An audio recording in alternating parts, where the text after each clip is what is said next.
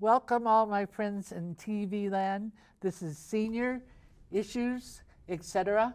I'm your host, Vita Verdon, and hurry up, get your coffee, tea, pop, whatever, come and have a seat, and this one's for you. And the topic of our show today is I have this smart lawyer back by popular demand. He was here last March and he gave us so much information, and I had such a good response that it really warranted for him to come back and talk to us about scams that are looking for you and are trying to catch you. He's going to help us and give us some education in this area. Now we want to welcome him. His name is Irving Capitel, and he is the Senior Counsel Alternative Dispute Resolution. And that's a mouthful to say, and he's going to explain to us what it means and what it's all about, and he is the representative of the Better Business Bureau. Irv, it's so good to have you back on the show. A pleasure to be here. Thank you, Vita. So the first thing that we want to know before we go into what your title means is, I know my audience, they've been hanging in here with me for the last 14 years, and so they'd like to know, maybe a lot of them that are looking now didn't have a chance to see you when you were on last year. So they'd like to know a little bit something about you, if you don't mind. About me, my 73rd birthday is going to be next week. I have 3 wonderful, fantastic grandchildren that I'm going to hopefully see in the next couple of weeks who live in Texas. What are their names? Ben, Sophie, and Olivia. That warrants 3 kisses right in that camera. And they know I love them. And how about you have a wife? Yes, and she's spending the winter in Florida just so that she doesn't have to deal with the cold weather. One smackaroonie for her. Here, hon. So now, that you were born here in this Born, area? raised, lived in Chicago, worked in Chicago, worked my way through college You're a native in Chicago. Chicagoan. Native Chicagoan, and I'm used to all this cold weather. Now I know you were in practice for yourself. You were in law practice. I had a firm that was up to 26 lawyers. We dealt in a lot of battle situations, and that's one of the reasons that I'm actually here today, because I had a lot of interest in not making war and developing a method of using my skill to make peace. And so then you connected with the Better Business Bureau. I did connect with the Better Business Bureau, yes, 11 years ago. So why don't you tell us what your title means? That's a mouthful, your title. It is. The Better Business Bureau of Chicago receives approximately 60,000 complaints every single year from consumers about various kinds of business issues and problems.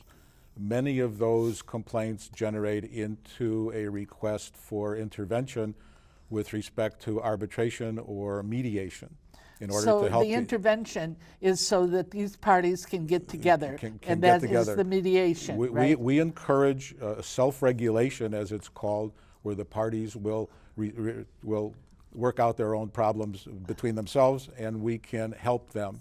If they can't, if there's a dispute that is irreconcilable between the parties, we will provide binding arbitration, or we will provide mediation to help them reach a satisfactory settlement. But you don't do the arbitration or the mediation, you oversee it. I do, yes. I don't do the mediations because we are a neutral organization, and as long as I oversee the program, I feel it's a conflict of interest in my actually making the determinations as an arbitrator or mediator.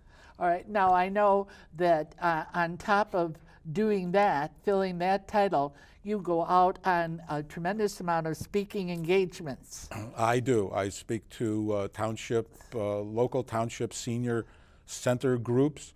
Over the last couple of years, I've done many of those on financial fraud, ID theft, and how that works into the concepts of the Better Business Bureau and dealing with FINRA, which is the Financial Industry Regulatory Authority, and AARP, who has a wonderful activity with respect to the giving information about scams and problems and difficulties like that. Well, now the focus that we'd like to focus in, this is a senior issues show, is first of all, what is the scam? What would you define? How would you define that? Years ago, I thought scam was an acronym, that SCAM stood for something, but actually the word scam was first used in an article by Time magazine in 1963 when they did an expose about carnival people and the kinds of activities that were going on at carnivals.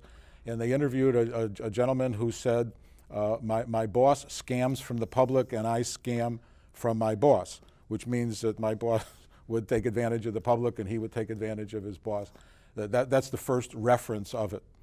So it indicated taking advantage. Taking advantage of people who were in a less advantageous situation. Now, I think that the senior population, I don't have the figures on it, but I think they're probably one of the most targeted groups for a lot of reasons. Absolutely. Over the last several years, they are the fastest growing segment of our population because of nutritional benefits, because of medical benefits, because of the intervention of medical technology that has helped us all live better lives, higher quality, and longer life. Mm-hmm. So now there must be a certain trend in scams that at different times. Seniors are, everybody is a candidate for scamming because these people are very skilled.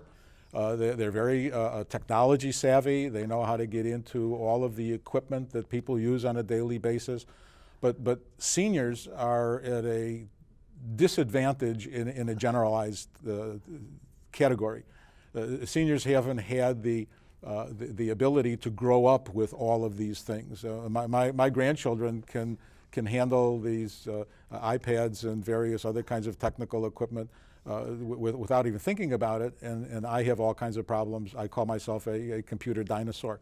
Uh-huh. But seniors have a particularly difficult time because people want to target them for the reasons that many of them are retired.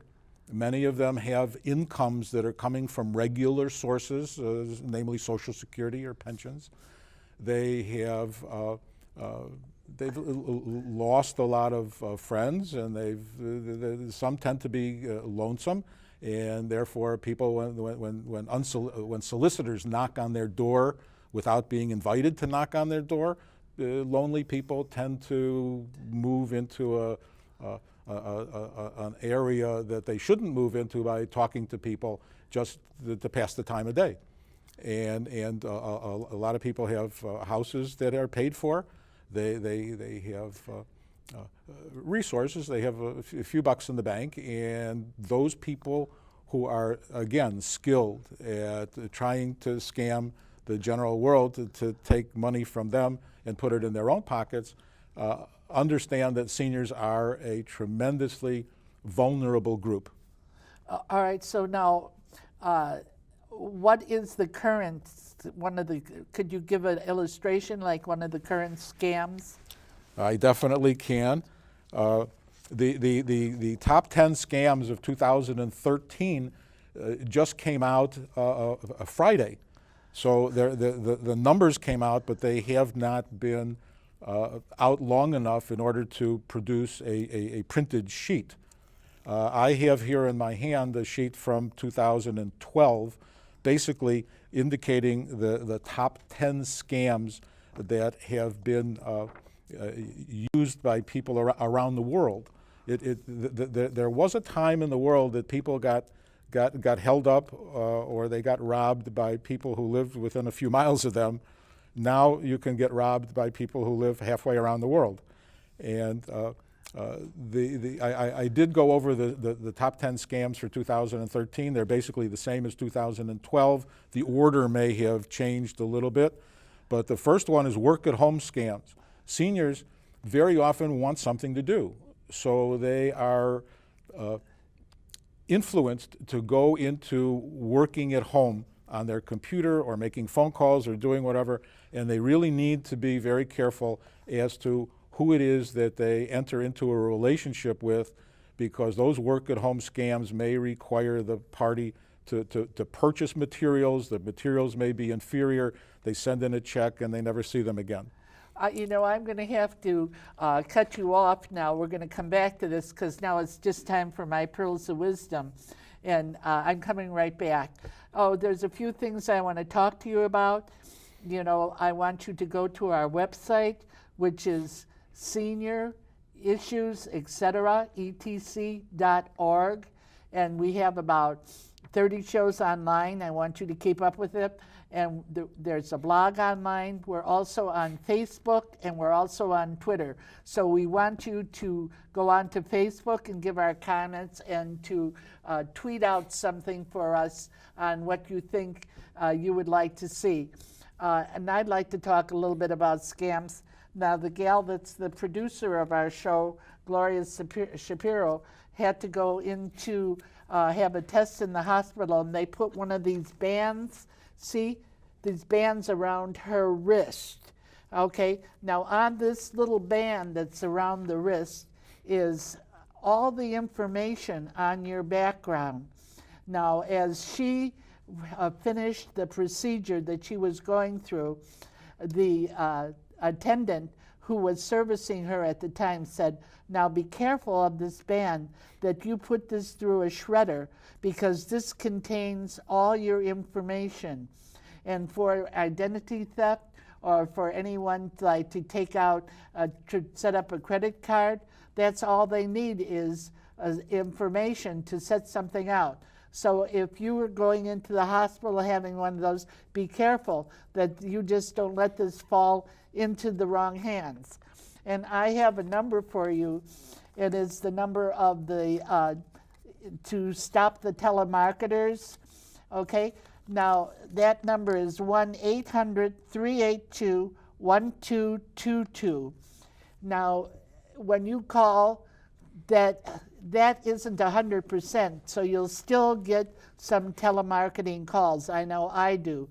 But what I tell them is, when they call, in a very polite manner, do you realize, excuse me, I'm on the no-call list, and this is against the law. And in most cases, they'll just hang up on me. So there's ways that we can stop them. And I think that Irv is going to talk a little bit about this, how we're so trained from our generation to be so polite, and we're not living in that age anymore. Well, it's not being dispolite, but we have to take precautions to guard ourselves, because how I was raised and how I was brought up is we didn't even have to lock our doors. But times have really changed, and if we don't change with the times, we're going to be caught in the cracks, and we're going to have things happen to us. So we need education in this area, and we need to have our consciousness raised in this area, so that in living longer, we know that how we can live an enriched life, and to be aware of all these things that are going around us, that it is just a natural process for us to fluff off these scammers who are so skilled on trying to take something from us. And I'm going to get back to Irv now and see what he has to say. You can pick up where you left off. I think you were still on number one, right? Well, before I do that, I'd like to make a comment about what you said, that the Federal Trade Commission is very active in reporting, in taking reports on scams. A lot of people who are scammed are embarrassed to file a complaint. So it's really important that if you do get scammed, that you file a complaint, that you call the Federal Trade Commission and your local police department and file that complaint. And at least there will be a record, there will be something in it that will help interfere with the scammers' activities. And what I'd like to convey is that it's so important for seniors especially to be the first line of defense, to be able to ask the questions about, to whom should I speak? What should I do on my computer if something is interesting? If it looks really good, remember, this is an old saying, but if it looks too good to be true, it probably is too good to be true. And you really have to take precautions, and you have to educate yourselves in order to make sure that you do the appropriate things and not respond instantly. So Maybe you want to give the Better Business Bureau's telephone number in case somebody's got a question. the number, my number at the Better Business Bureau is 312-245-2539. It's a number that will be on the screen, and there's a very high volume of calls. I invite anybody to call and leave a voicemail message. I will call you back at the first available opportunity, and I will try to answer all of your questions, and I will try to provide you with whatever information that will be helpful. Now give that number one more time. It's 312-245-2539. And even if somebody wants you to speak at one of their senior centers or speak for some group, they can get a hold of you at that number. Absolutely. I would be most happy to come out and provide some data and information. And it's a lot easier to distribute information that is printed to a group sitting in a room. And the general number that I talk to are anywhere between 20 and 1,200 people. So it's an honor to be able to do this, and I think that would be very helpful to individuals to have this information that they could take home with them. And he's on our side, and what he's wanting to do, what his goal is to educate us on how to ward off these scammers, because they're smart. Okay. They're really smart. I gave you the number one work-at-home schemes. There are advanced fee brokers. If you're going to buy something through a broker, make sure that they do not ask you for an advance fee.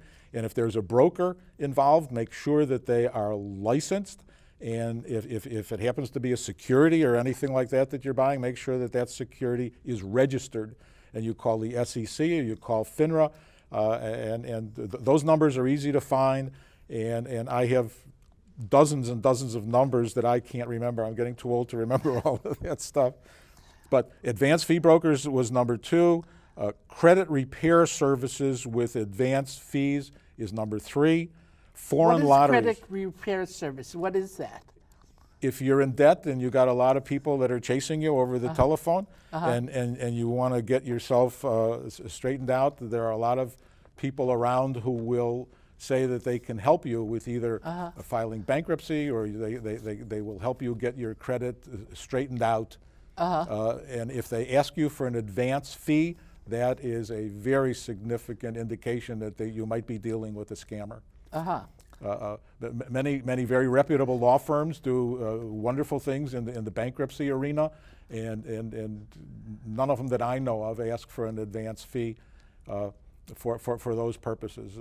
But it's a very difficult kind of a circumstance, especially where everybody needs to have an appropriate credit score, and you have 3 different credit bureaus that keep these records on your behalf, and there is a phone number that you can call to get a free credit report.